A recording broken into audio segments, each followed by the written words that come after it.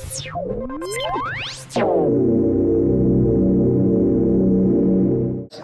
those in favor of John Bolton to be our party's nominee for Attorney General, say aye. Aye. Are there any opposed?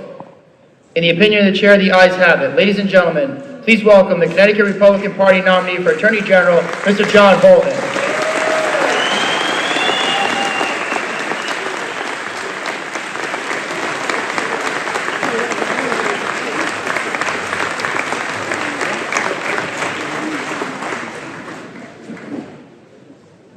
Wow.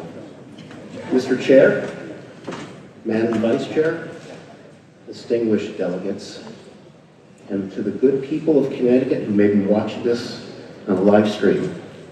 And for those of you who don't know me yet, my name is John Bolton, and I'm going to be the next Attorney General for the state of Connecticut. No doubt in my mind. I just want to say I'm very humbled, and I'm deeply honored to be here before you tonight. Profoundly grateful for the opportunity to not just run for the office of Attorney General, but to do it as a Republican.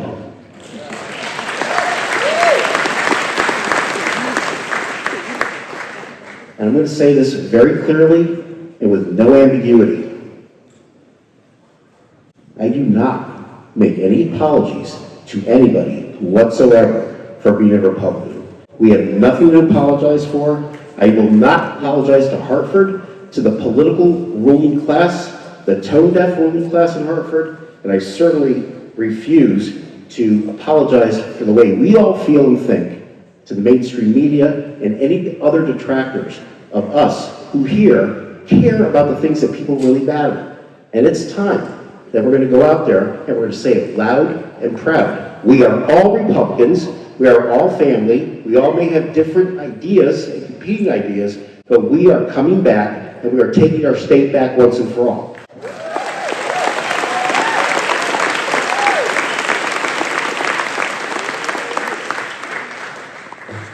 The fact of the matter is, it is our party that cares about the core issues that everybody cares about, but sometimes may not be too brave enough or whatnot in their community to say it.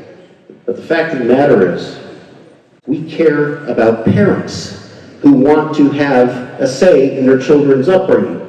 We care about lawful gun owners who are probably some of the most responsible people in the entire state of Connecticut.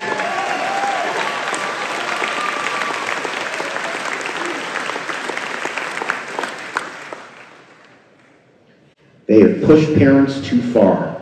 They have pushed the taxpayers too far. They have pushed working families too hard, way too far. And to the good people of the state of Connecticut, the reign is going to end on January 7th, 2027.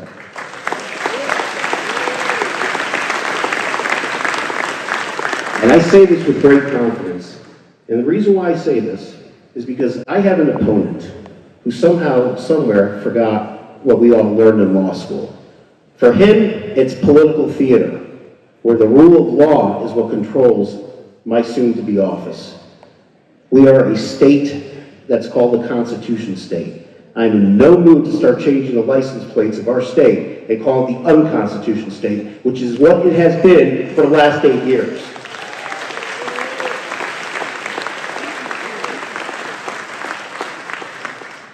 They think we're outnumbered. They're wrong. They think that we're exhausted. They're wrong. They think that we've accepted some kind of second-class citizenship as a permanent super minority. They are wrong.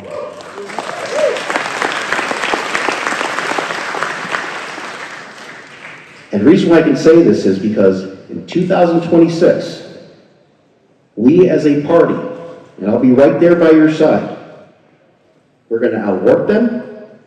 We're going to start punching above our weight class. We're going to outfight them.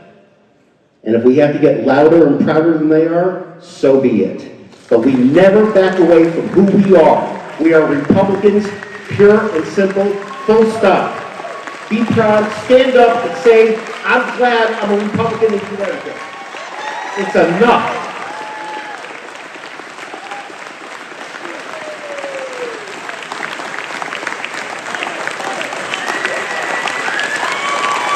That's right.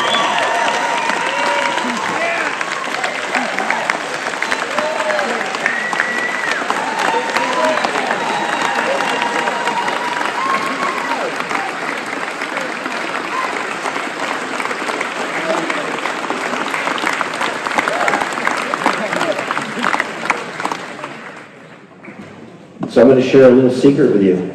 There is nothing wrong with any of us in this room tonight because we believe in public safety, because we believe that federal law is supreme over state law unless specifically carved out, because we don't like it when people decide and pick and choose which laws they like and which ones they don't, and because my office, when I take over, is going to be based on results, not chasing hashtags, not making TikTok reels, or not trying to audition to be the co-host on the Rachel Maddow show. That's what this guy's doing. Ain't happening on my watch. I'm going to tell you something very radical, an extremely radical position I have. It's called, I'm going to do the job that an attorney general is supposed to do. Sounds crazy, I know, but that's what's going to happen.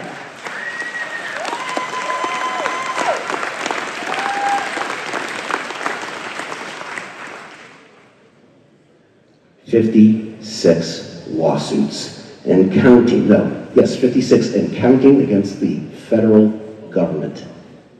Insane. Out of bounds, out of line, and it does not represent what the people of Connecticut want. Not Republican, not Democrat, not unaffiliated, and not independent. I have no idea who he's answering to, but it's not any of you folks here or anywhere else in the state of Connecticut. And that stops today, tonight. Call to arms, proverbially, symbolically, because we have to go back to what used to work for us. And that's why, as of right now, I'm calling my campaign the Spirit of 26.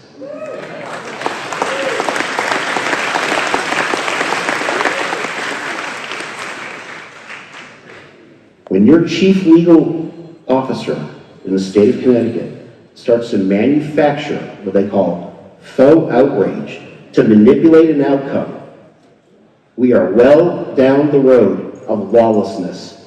And that's exactly what he's been promoting since the day he took office in 2018 or 2019. And it is dangerous, and he is acting irresponsibly, and it is beneath the dignity of the Attorney General's office in the state of Connecticut to behave the way he does. It's an embarrassment. And I'm going to call him out on it every single month, every single week, until November 3rd. And by 10 o'clock on November 3rd, we're going to shock the entire state of Connecticut, we're going to shock the entire Northeast, and we're going to shock the entire country. And let me just say something to our friends in the North in Massachusetts. You're going to stop dumping toxic waste in our Connecticut River. I'll see you in federal court. More healing.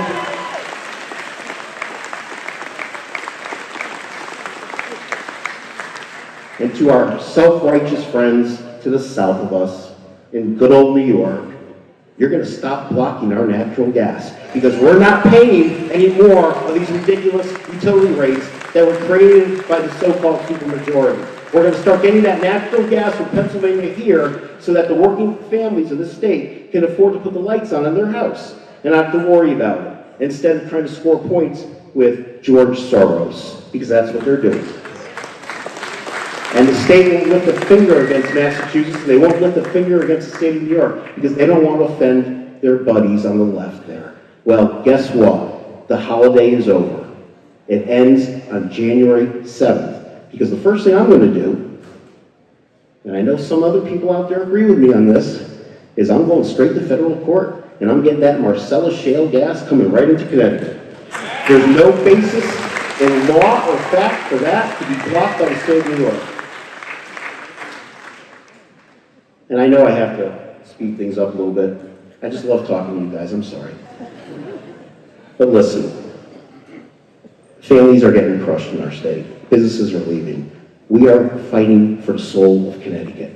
I can't say it any more plainly, and I need your help across the state, and we're going to go county by county, town by town, neighborhood by neighborhood and get the word out, because I know that the people of Connecticut had had enough. And so I'm simply going to leave you with this one little, some people like to use poems, and I'm going to simply say this. CT GOP red till I'm cold and dead.